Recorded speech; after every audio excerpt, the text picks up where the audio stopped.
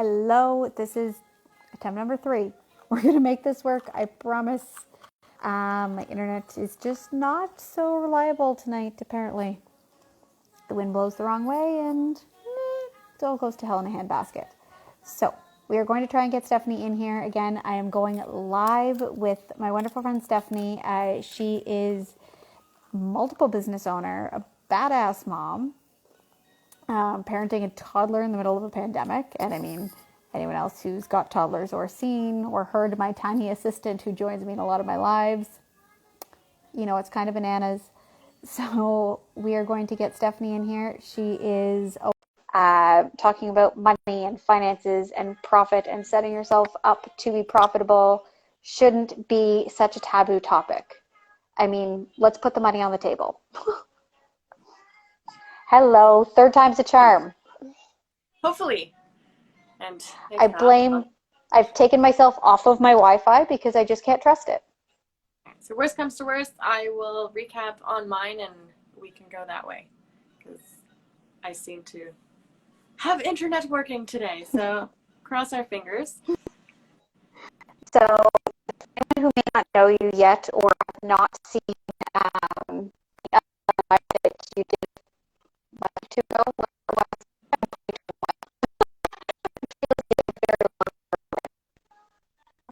give a quick intro of yourself.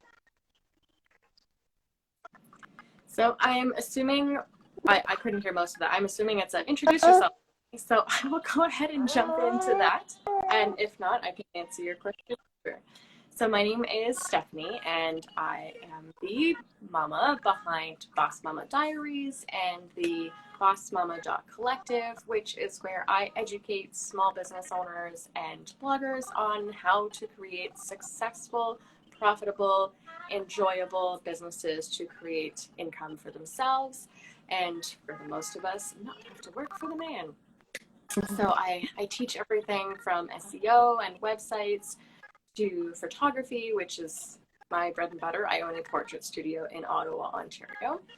And I also have a few clients that I help with all sorts of other things behind the scenes, because sometimes we just need that accountability buddy, or as I like to call my own coach, my adult babysitter, because human brains, especially as mothers, all the things, and sometimes we just need that do this, do that, and it will help your business forward. Yep. All to say, thank you for joining us today, and I am hoping we can facilitate more of a chat rather than an official workshop. But don't worry, I have actual math that is much easier than that. So today's topic is profit is not a dirty word. And the reasoning behind that is historically and with most of society, even today, it's still present that if you're charging more than something literally costs you to make, people get butthurt, and they don't realize that, well, yes, like there's all sorts of things that go into, what the price is. It's not just literally, a knit bonnet is not just about the cost of the yarn. If you've ever tried to knit or crochet, yes, you know that it's very complicated. It takes lots of skill and a ton of time that someone may not have with running a business and or running a family or just in general. So it's important that we educate others in a very polite way, because sometimes people literally just don't know. Like, you don't know until you know. So before we, snub our noses, it's so easy to say, yes, this is this price because of the cost, but also because of all the things, which I will elaborate on later, so that you actually know how to do it for yourself as well. And one of the most common, the buts, the syndrome reasons we tell ourselves that are, who even told you that? And if you can't pinpoint one important person in your life who told you these things and whose opinion you actually value, you're telling it yourself. So untell it, is that you don't deserve it, whether you're just starting out or you're starting something new or you have an existing business and you're adding on a new offering.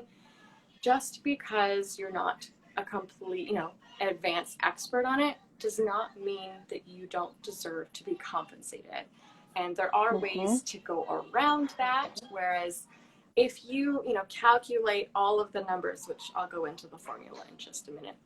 If you go into all the numbers and you find that magic price tag that you need to sell your items for in order to make a profit, and what profit means is at the end of the day, all your materials are covered and you pay yourself. That is the most important thing. Like, yes, your expenses, but also you are an expense. Because let's say one day, toddler fiasco, and you're literally incapable of doing that part of the job, just pay someone else to do it and your business keeps going. But if you don't pay yourself, how are you supposed to pay that person? And that is the mindset that we need to go in. And anyone who knows me, I'm not a, frou-frou, hoodoo kind of person. I believe in facts and logic, and, what I see is how things are. So mindset, that's where I'm at. You need to know all the things, and it's much easier that once you know how things work on the behind the scenes, it's so much easier to go, let's add a 0 to that price tag. And sometimes that's for me thing. So if that item literally costs you $1, except you need to, have that wrapped up in nice packaging and put your label and your stickers, which are custom, and the boxes, and then the mailers, and then to send it out. Well, I'm rounding up and guessing here. Let's say, add that 0. It cost actually $10. But then your time, how much time did it actually spend you to do that? Is it 10 minutes? Is it 20 minutes? Is it half an hour? Easy math. Let's do half an hour. Minimum wage used to be a long time ago, $10. Oh, God. So 5 for that half hour. So that's actually a $15 thing. So that price should be $15 retail. The more experience you get, the more talent you get. That's where that time, the minimum wage is no longer minimum wage. You deserve better and more because you have more and better skills.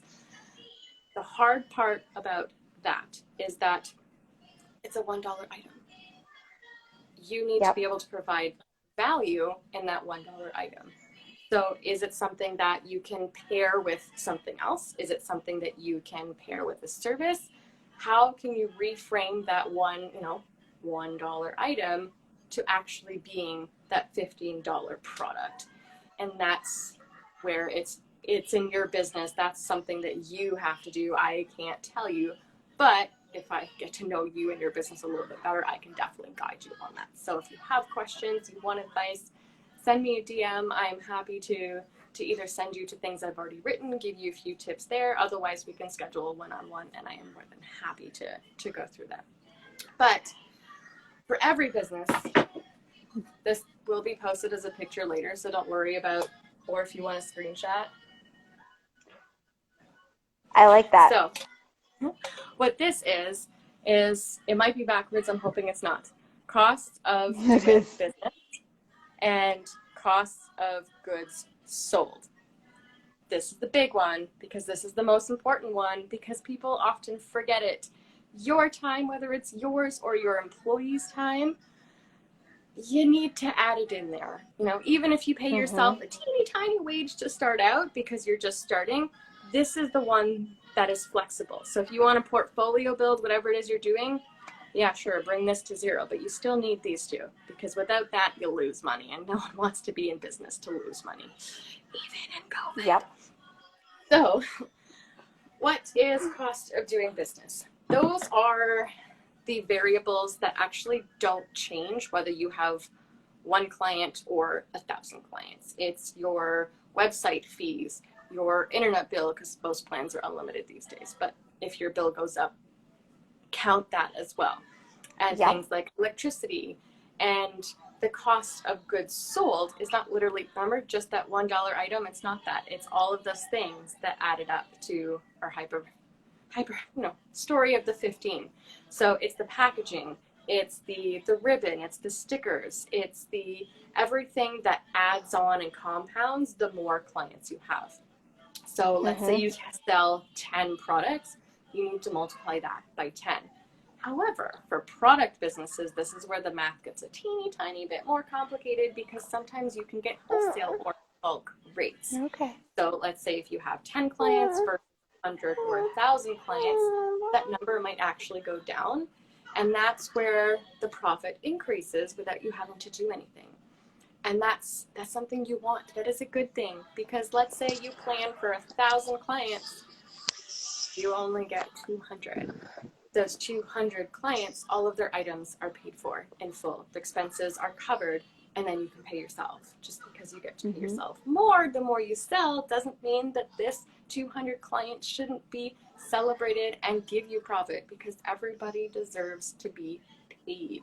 Whether you are, for example, in the photography world, I know that photography plus influencer brands are like, yeah, we'll send you this $10 product for a photo. Well, if they were hiring me as a professional, that photo would cost them upwards of, 100 or 250, depending on what they're doing. And then if they want to use it to sell their product, it's even more than that. So a $10 product, not so much. Is it really worth it? The photo was $10. Whereas, perhaps offering that same offer to, just a mom with a cell phone, moms have better things to do than, spend a whole hour for a $10 product that, usually gets used a couple of times and that's it. So whether you are a full, brick and mortar product business, or an online shop, or a service provider, or a hybrid of all of those, or I say just a mom, I'm the air quotes because that's not a thing. You are it's never just a mom. It's not just that. It's compared to full-blown business or miniature micro business, which is yourself. And that's something that is often forgotten as well, as you are the product, you are the service, whether you actually have something that's more tangible or not. So treat it like a business, otherwise it's a hobby, and hobby don't get paid. That's literally the difference between a hobbyist or an amateur and an athlete, my brain went to or a professional. Think of it as an athlete. Then the second that you are paid, whether it's a penny or $1 million, you are considered a professional athlete, and you can no longer compete in the Olympics. Think about that. So either do it for fun or do it for the money and price yourself for profit. So well, and right now we really need to be focusing on what's going to bring value to our family. And if you're taking time away from your family, what is going to bring you value? And what's going to be worth it? With the state of the world, I mean, money is what so many people are focusing on, and obviously you need to focus on, because you need to pay your bills, you need to be there to homeschool and all of the other crazy COVID things that keep coming our way. So closed for those of us who had an actual space and don't sell specific products without having the service. Yep. And I think we spend so much time just in general as women that, you said we have imposter syndrome. We undervalue our skills. We undervalue what we bring to the table, that we forget, like you said in the very beginning, if you have a family emergency, can you afford to pay someone else to keep running your business? Can you afford to keep the doors open if you can't be the one leading the way? And that's a situation that so many solo entrepreneurs, parent entrepreneurs are in, that they can't. Their business can't survive if they are not there. And it's not always something that, actually, most of the time, it's something that is unconsciously done. Like, we don't think about it in the beginning. Like, oh, it's fine. I'm new. I'll just do it later. But then we forget, or, oh, I'm not good enough yet. I'm not good enough yet. Except, you're still only breaking even. You're not actually paying yourself. And I know that I have really reevaluated things in my portrait business in the last couple of years. And I've actually changed my business model a little bit, changed the pricing to make sure that I was actually also contributing to savings and retirement, which I have not been doing for the last almost 10 years. And that's something that, yeah, in the beginning, we can't afford to do that. But at the same time, can we really afford not to? In Yes. 20 years, even if you literally just contributed $10 a month, like that's such 2 coffees. We're not leaving the house anyways. No one's going to Starbucks. Just put the money aside as if you were buying it anyways. And by the end of the year, $10 a month, that's already $120. Yep. Like, Or even all the vacations people aren't taking anymore. I was like, home rentals and Amazon is kind of trying to spend it all locally, but it's so easy to do. I know. Add to cart is... It's not even that. It says buy now. There's not even like an add to cart, go buy, and there's buy now buttons. And I've been making a huge effort to actually buy local, but especially when we can't leave the house. Like I don't have access to a car during the day. Essential husband takes it because I don't want him on the bus. It's fine. I told him to. But yeah, I can't even do marketplace most days. So I sell things because I need money to buy the other things at full price that I'm used to getting at the thrift store. But the last couple of years, setting aside to actual savings is literally what saved my family. Yeah, my husband's essential service, so his job wasn't affected financially. However, I was closed for the last, 12 months? I think I was open for 4, maybe 5. And Which is crazy. thankfully, the 3 months I was open in 2020 were literally the 3 busiest months that are every year historically. It's the fall right before Christmas, which is also the baby rush. Yes. So thankfully, I was able to make all of my business expenses covered in those 3 months. But that's it. I wasn't able to pay myself. I wasn't able to contribute to savings. I wasn't able to do it. Thankfully, our government has, I will stay out of politics, but given us a bone to survive. But thankfully, I had those savings to fall back on, because without those, there's no way I would have made mortgage payments or food or any of that. Like his salary, covered some of that, but and that's where the importance of profit is not. It should not have that negative connotation. Profit is literally, and non-for-profit. That's why you get into business. Literally still profit. They just reinvest it into the charity or whatever it is. That's the difference between a charity and a nonprofit. The nonprofit is basically anything that's above what their expenses are. They keep it in we'll buy our next expense with this. Nobody gets paid.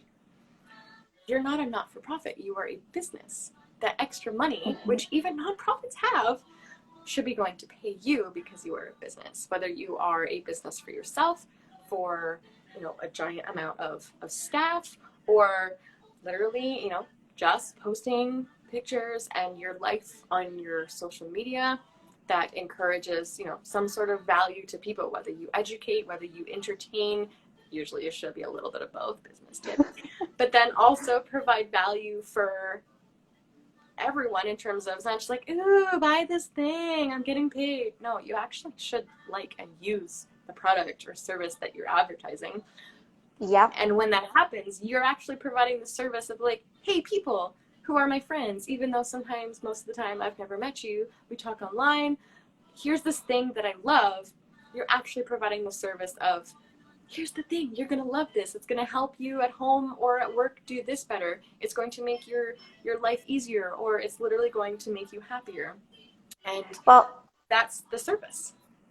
And that's the big thing too, is you're solving problems for people. Like whether you're solving a problem for a company by doing their advertising, or you're solving the problem of, helping people capture memories in their homes that remind them of, either what they've made it through in the last year, or what life was like before, or what life will look like on the other side in whenever we get there, that you're solving problems for people. And your time and your knowledge and your expertise is valuable to that problem solving. Like, people are paying you to solve their problems. Take their money. Yep. Pay yourself.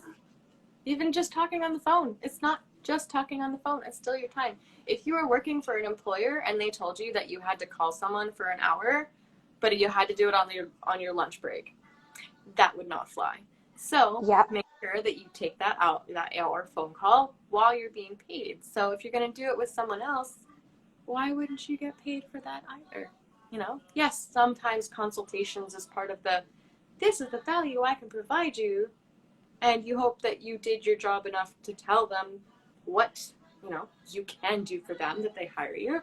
But sometimes you do such a good job telling them this is all the things I can do for you, and sometimes that's not a good fit for them. Sometimes they're like, oh, that's awesome, but I actually need or want this, so I'm going to go find someone who does that, and that's totally fine. Rejection is part of the job, and it can teach you two things. One, how to make your consultation better. And when I say consultation, sometimes it's actually talking with people. Sometimes it's literally what's on your website or your shop. So it's whatever you're putting out there. Sometimes people have awesome websites, awesome consultations, and sometimes they slip through. People are like, oh, they never would have hired me anyways. Like, Well, they didn't rate, or they were referred by a friend, but their friend didn't tell them about the thing, and that's fine. That's where your website and your front line shows up to tell people what you can do for them, what you need from them to be able to do it, and you hope that you find the people that, mesh together and you have that business relationship, or that your website literally repels those who wouldn't be a good fit, so that you're not wasting their or your time having all of those conversations only to find out, 3 weeks in, oh, this is not going to work. So that's where, as much as it sounds negative, you want to attract the people who will work with you or buy your products, who will love them, and repel those who don't. For example, I have a friend who does not have kids, does not want kids. She is single and proud, and she loves her life. It's awesome. Sometimes I get jealous. And so, that's a whole separate conversation. And then, for example, something like this, where, she runs a business. This is a great workshop. This is something great for her to listen to, except when I do my lives and all of a sudden start talking about, these are all the cool things that I've learned, and, pumping hacks and motherhood this, done. Bye. You make sure that you say your stuff at the beginning so that people know what you're talking about. And, don't waste my time, don't waste theirs. That's the dream. You have the ones who want what you offer, and those who don't, they can happily go find someone else. And sometimes, within my portrait business, I get on the phone with someone who's read through my things, they really want it, and they, they're like, oh yeah, I really love your style, I love this, but I want, bright pink. Anyone who actually knows me, I don't do color. Like, this is like grayish blue, this is like colorful for me. I am a very neutrals person, except when it comes to florals. I like dainty vintage, which are colorful. But no, I don't do bright pink. I'm like, if you bring the blanket in, I'll happily do it. But it will never see light of day on my portfolio. Absolutely not. So for those, I tell them, yeah, absolutely. If you bring it in, I'm happy to do it. Otherwise, my friend over here, which is 45 minutes away, is literally the complete opposite. She, colorful, rainbow, similar posing and quality to what I offer, but the color is all there. She has everything that you want in me, but color. And I happily send them there, because I would hate for someone to be disappointed that I didn't have things that were colorful enough for them, or me going through the anxiety of, oh my God, this is bright pink, I don't on the inside. And it's not enjoyable for anyone, because stress translates. Babies feel stress, and then they get all backed up, literally, and it's just a disaster for everyone. So to avoid that, here's my friend who loves color. Which is such an important piece of the puzzle too, is being able to make those referrals, that you are educated as a professional, that you understand when someone else is a better fit for a potential client, and you are able to make those referrals. And I think, again, that's something that comes up with a lot of women, that we see making those referrals as taking away from our ability to make money, Actually, and not the strength of the network. yeah. They're like, oh, well, I need the money. I said, yeah, but do you need the money that bad to literally just through the whole thing? No, I have enough of that with my toddler. I would like to spend some, with a full day, it means you get the good moments in addition to the, yeah, we'll just forget those when she laughs and hugs you goodnight with the tightest little squeeze. And same goes for a client. Do you really want to, I mean, I love my kid. She's mine. I don't put up with other people's kids that long because, oh my goodness, I would go And insane. toddlers are just pure savage. I was like, which is why I am not a daycare provider. I used to be a teacher, and I mean, they joke that I was too smart to be a teacher because I would just get frustrated when they wouldn't know things, but also that was my job. So I found that my happy place is with adults because they know, logic and life skills, and I'm teaching them specific things that they want to learn. So that makes it a lot easier as well. And I jive with small business owners. It makes me happy. Like, I'm super passionate about it. And that helps along with the experience when someone who chooses me to teach them, they know that, yeah, I'll crack jokes, but I'm serious about what I do, and I won't lead you astray. I mean, we may go on tangents every once in a while, but I also know that, let's say we have a 1 hour phone call.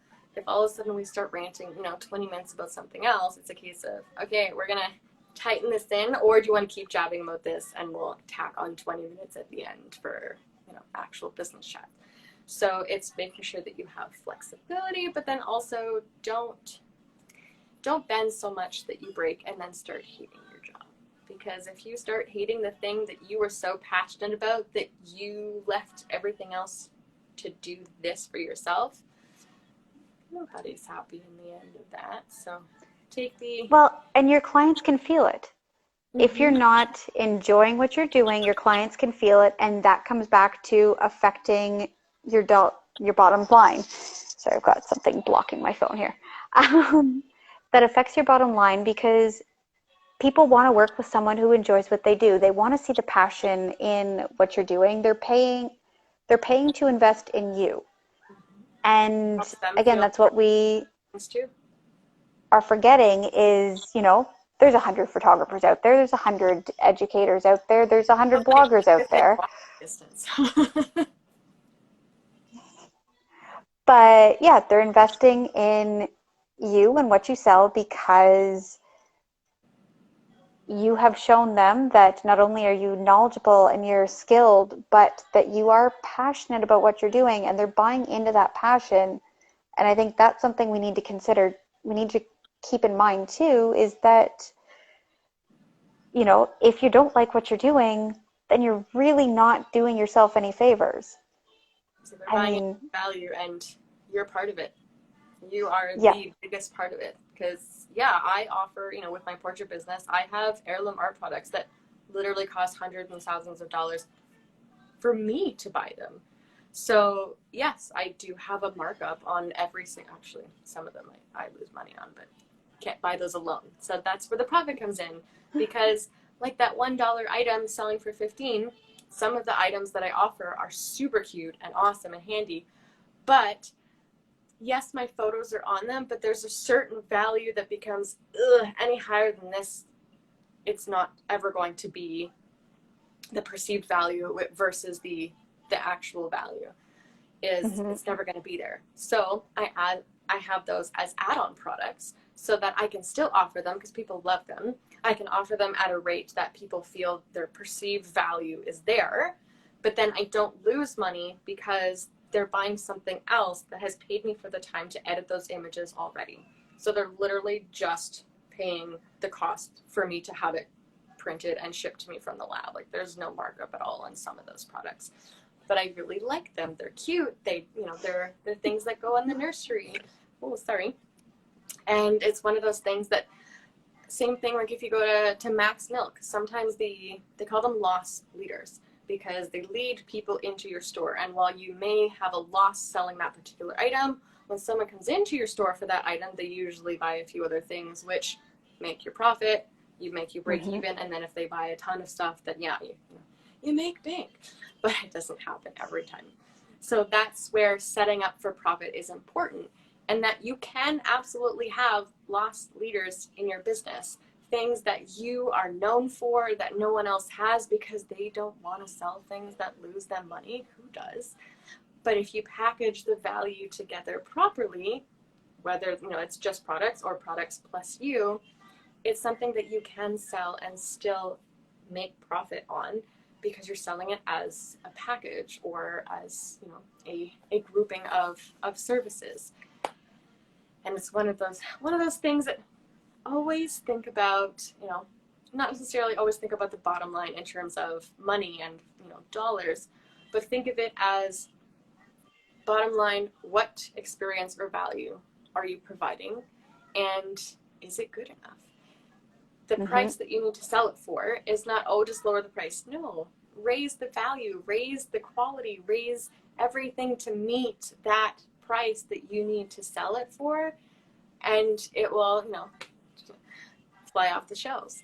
So that's the biggest thing. Find that number, give yourself a break in the beginning. If you're still learning, you can discount the time part, but don't ever discount the actual cost of making that item unless you're pairing it with something else. So for example, for me, to sell one 8x10 print costs, a certain amount, but if I were to all of a sudden sell, 5 or 10 of those prints, well, I can put 5 to 10 of them in that same box with the same ribbon and the same sticker and the same tissue.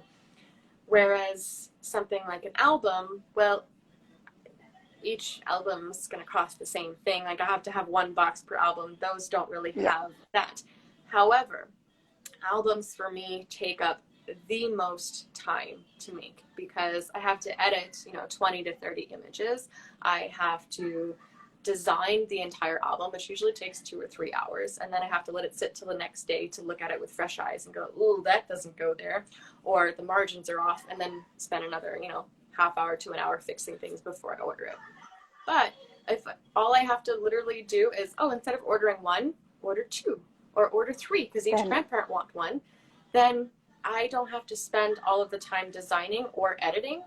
So yes, I offer a discount on those where I have a different price for a duplicate album because I'm not having to do all of that extra work. So it's not extra time. So that's where, the cost of the product, the cost of doing business, that number is the minimum that I can charge. And of course, I do still add profit because I'm a business. I need to pay myself. I need to pay, a hypothetical, if I don't want to do the design work or I don't have time, employee, and retirement and savings. That's part of the number that we need to add in there. So while there may be, I think it's somewhere between a 20 and a 40% discount depending on the product, but because that's literally how much time it takes me to do all of the time work, the retouching. And I'm happy to relay that to my clients. And that's something that any product business can do. If it's literally just a case of ordering more, you can offer that discount. But if all of a sudden that album was, let's say the size 1, and then we're doing a different size. If it's not the exact same ratio, it doesn't work. It doesn't work. And if it's not the exact same size and ratio, it doesn't work. So unfortunately, there's still all the design work, so I still have to charge for it. And I realized I just said unfortunately. No, it's a fact. Because it's not the same, I have to do more work, so I will charge more. That's the statement. Don't sell yourself short. Stop saying, I'm just this. Unfortunately, this. I know it's human. I just did it. But especially with emails. I'm just following up to this. No, I am following up to do this. And like, the word just drives me bonkers. And apologizing. I mean, especially as Canadians. I mean, that'll always be there. But in things like emails where someone's complaining, if you did nothing wrong, you don't have to say sorry. You're like, I really didn't like this color. Can I have another one? Like, yeah, sure. If you want to, you can do this. It's not something that I did. It's like, I didn't realize this. Or, someone ordering something online, screen calibrations are off. Like, let's say they thought the t-shirt was gray and it came actually blue. Depends on Or what your pink. says. If your listing says gray, but it actually it's like a really, really blue, that's where you say, that's where you can apologize. The listing was this, calibration. Here's what I can do. You can send another one at cost if they ship it back. That's all within your business. But when things like that, for example, when things get lost in shipping, if you've priced yourself accordingly, shipping companies are supposed to refund you and cover it because pay the insurance. Always do insurance. That's a whole other talk in itself. But never do anything without insurance. Anyways, so for example, for me, let's say I get something from the lab. Like sometimes I don't use this lab anymore for this reason. But I had a lab that I had my canvases printed quite a few years ago. And almost every order, I would order it and it would come in and it would be off. Like it would be a little too green or a little too red. So I'd have to call them up. Hey guys, you did the color wrong, because they don't let you, like you have to click like color correct it. So basically that means that white in your picture will be white. It won't be like kind of green, or it won't be there. But if there was anything that was cream or off-white or a little bit of a beige, sometimes beige have a green or an orange tint. It's color theory at this point, where they would correct it based on that, but then the baby skin or the family skin would look just a tad. I would know for sure. My boyfriend or husband at the time, it looks fine. That's on me. So, I had to call them up like, hey, so this baby's looking a tad oompa loompa, or, this one's like looking a little on the gray and not alive side. Like, we need to fix this canvas. My clients are not seeing this. So they, with their policy, would recalibrate, reprint, and send it over my way. No questions asked. They'd be like, oh, yeah, I'd send them a picture. And like, yeah, no problem. We'll reprint it. Like, what's the problem? I tell them it's too green and they fix it. It comes in, great.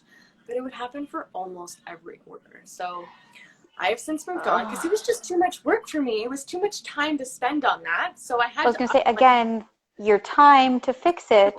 So I had to make things more expensive because of that. And then I had to tell all of that. That's how my turnaround time is, up to 6 to 8 weeks.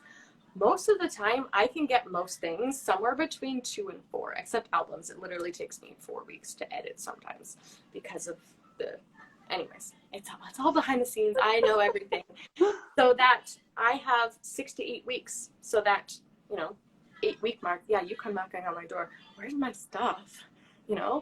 Whereas if I deliver it 4 to 6, hooray, it's early, everyone's happy. And I would much rather do that than have to be like, so I know I said 4, but I have to reorder it from the lab because they messed up. And I hated having that conversation. So after the 3rd time, no, I changed my price a little bit. I changed my turnaround time. And every client after that never knew or saw the problem existed. And they were thrilled getting their canvases. And that is what that's why I do what I do. The thrill of the moment of them seeing it and loving it and hanging it in their home forever. So making that business decision, because I had the profit center, in there, my time was being compensated. I have since changed labs. Things are a little bit more expensive, but they don't come back having to be fixed every time. So you get what you pay for. But think about that lab. Yes. I'm one customer. Almost every single time they reshipped me a free canvas. Their profit margin had to be on par because I'm sure I'm not the only one. I'm sure, because I know I live in Murphy's World sometimes, but no, I can't be the only one. So their profit margins definitely needed to take into account that, because they have that guaranteed policy of color accuracy, because they change the file. Like, if you're changing my file, you need to fix it if it's wrong. So that's where, sometimes labs are a little bit more expensive. And I'm sure that the lab I'm at now, sometimes they may print out going, oh gosh, no, we need to fix this. They won't even send it to me. So I know nothing about the problem that may or may not have occurred. I'm happy. My clients are happy. And it's just, there's no problems anywhere in that chain. Which that comes into, again, you're making your business profitable by giving your customers a good experience. You're not giving them anything to question. That, as far as they know, everything was ordered and delivered totally fine. Yeah, and for me, like the cost difference of the can was less than like 50 to $100 max for the biggest size. Like it was not a big difference at all from switching to one lab to another, but it saved me so much time and angst and energy, and that plus the policy change.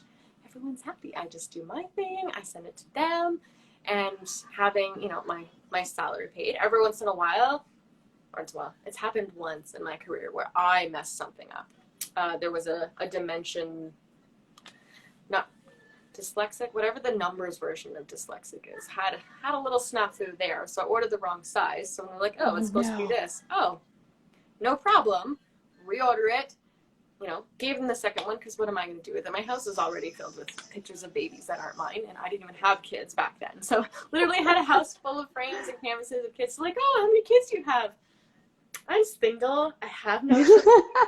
This is my studio. I basically live in the back closet of my studio. That's how it was for years. And it's fine. I loved it. I'd much rather spend... It's better than being the crazy cat lady. I literally am a business person. That's who I am, not what I do. So I really don't mind. Just stay in the back. I have one room where it's non-business at all, and that's all I need. But of course, being with a family, having a child, it changes things, and your business evolves. And that profit margin needs to change to accommodate all of that. So every year I go through my books. I get the price updates from all of my labs. I update everything. The way that I have things priced, unless it's a significant increase by over 20%, then I usually don't need to adjust things.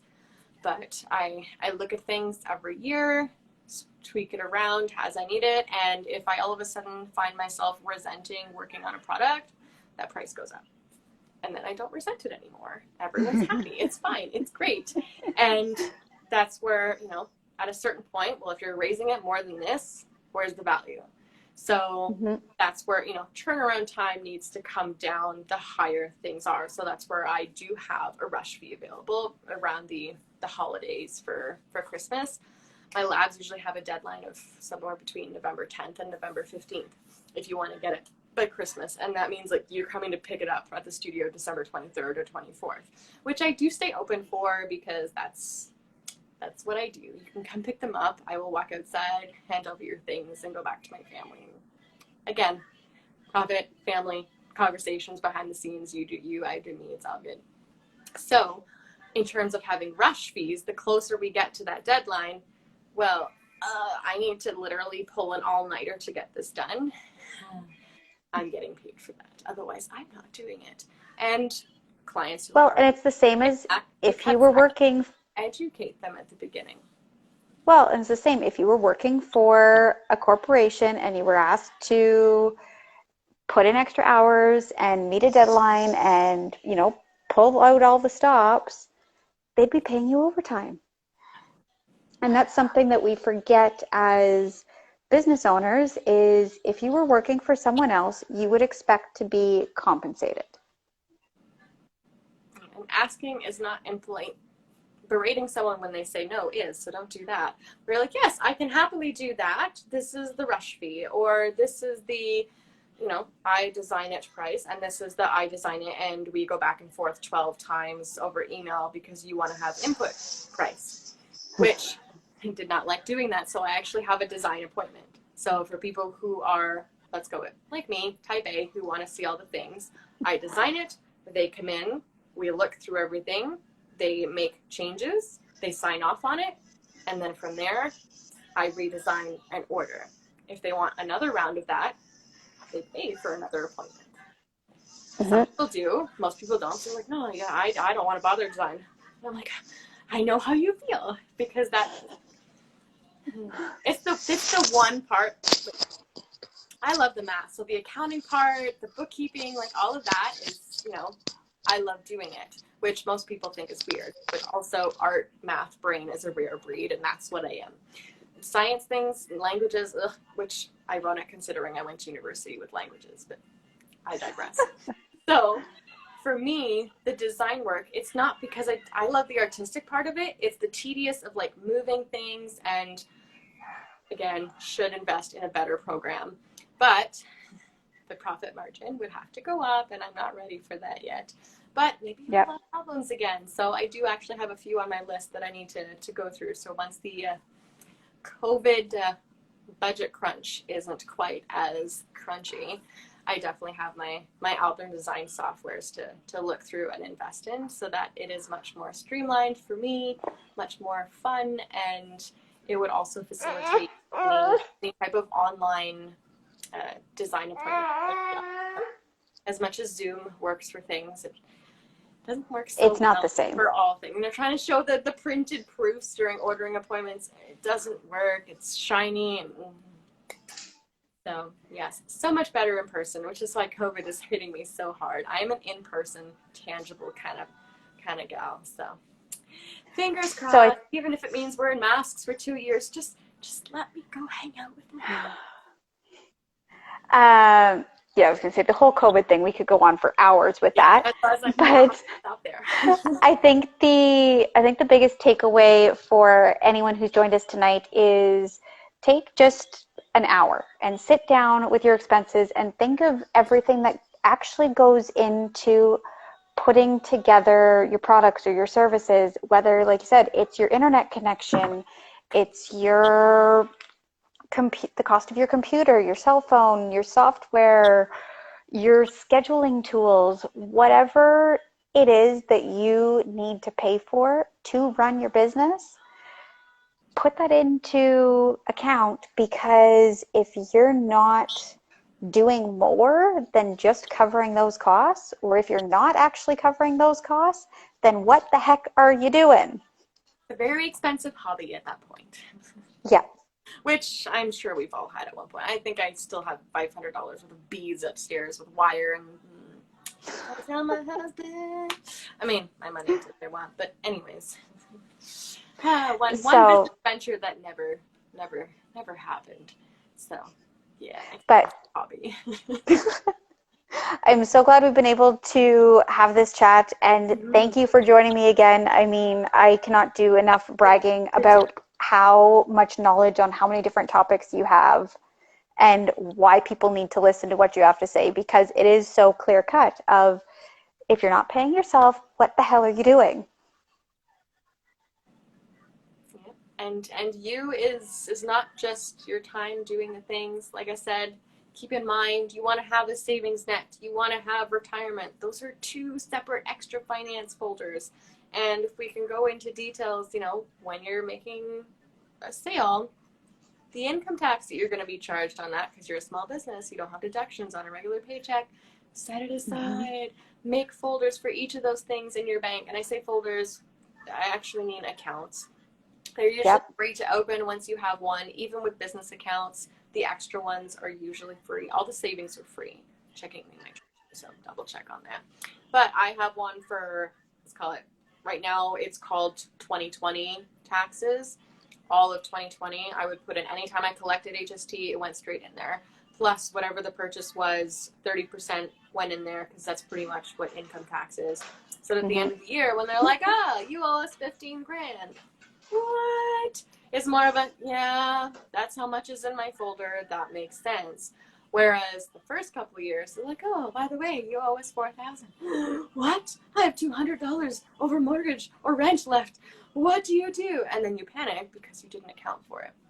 So everything, cost of doing business, cost of goods sold, is not just the obvious things. So go in and find everything. And if you took it from your house because you had it already, put it on the list, because when you need more, you can't just keep raiding your closet or your pantry or what have you. You need to make sure that your business has it. And that's where things like your cell phone or your internet, yes, you already have it at home, but you need to make sure that you're accounting for that stuff as well. I do have a spreadsheet that I have slowly created over the years for myself. So if anyone wants that, let me know, and I can definitely send you over a rough blank version for you to start with, because every business is different. But I do have that resource available. If anyone wants it, send me a DM, ask me for the budgeting or business budget spreadsheet, and send that along. Awesome. No, thank you so much. Like I said, I'm so glad we were able to do this. And I think we basically came up with enough content tonight that we could go on for the rest of the year. So one of those things that I'm like, I could talk about math and numbers and accounting. I like I said, I love accounting. It's super weird. Creative, who loves math? I don't know. But it works for me. I enjoy it. And it means I have to outsource less. And I get to outsource things that are fun for other people. So it's actually cheaper because fun things aren't as expensive. So think about that. And if you need to contact me for family, motherhood, and behind the scenes of work-life balance. Balance means one thing more than the other, not equilibrium, just so that's clear.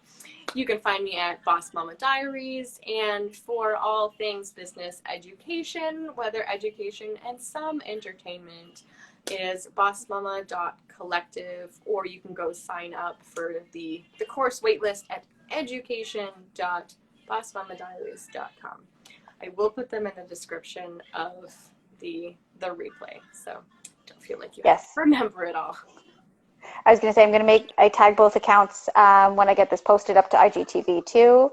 So thank you to everyone who has popped in here tonight, and hopefully everyone has learned something and is going to be tagging us in as they start to recalculate their profit margins, and we make 2021 the year that we all kick ass.